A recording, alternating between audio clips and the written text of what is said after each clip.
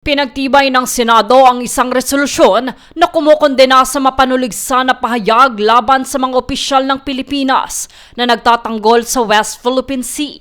Ito ay kasunod ng kontrobersyal na pahayag ni Senador Rodante Marcoleta hinggil sa Kalayaan Island Group.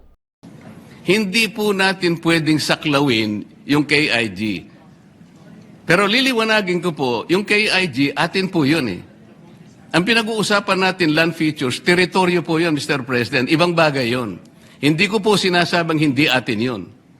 Ngunit dahil ang pinag-uusapan natin, West Philippine Sea, yung katubigan natin, imposible pong i-connect natin yung ating exclusive economic zone at ituloy po natin doon sa territorial sea na generate po ng napakaraming features. Magkakamali po tayo, yun ang pinagbabawalan tayo.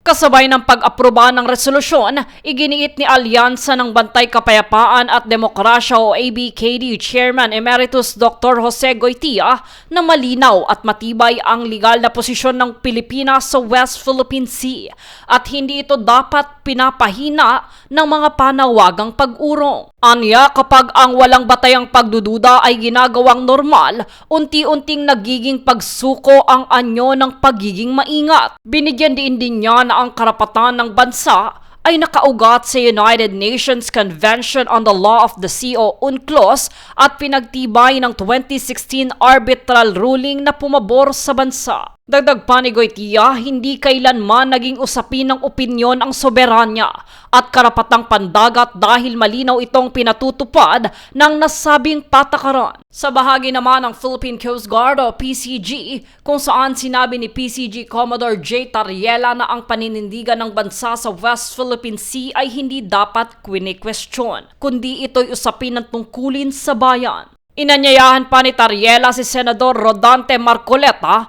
na bumisita sa Kalayaan Island Group upang makita mismo ang sitwasyon sa lugar at ang presensya ng mga Pilipinong naroroon. Sa bahagi naman ng Senado, iginiit ni Senador Panfilo Ping Lacson na ang suhestyong isuko ang Kalayaan Island Group ay katumbas ng pagsuko ng bahagi ng teritoryo ng Pilipinas. Ayon naman kay Senador Kiko Pangilinan, mahalagang kontrahin ng Estado ang disinformasyon at paninira laban sa mga institusyong nagtatanggol sa soberanya ng bansa.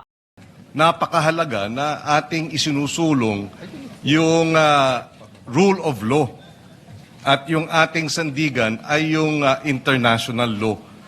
Hindi natin maaring labanan ng puwersa ang China. We cannot fight in the area of brute force.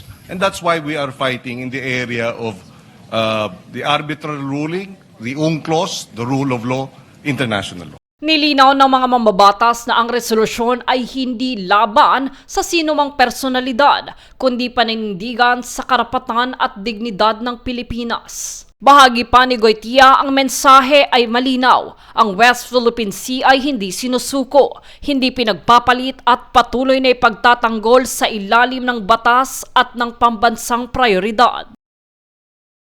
Jade Buhoy, nag-uulat para sa Golden Nation Network.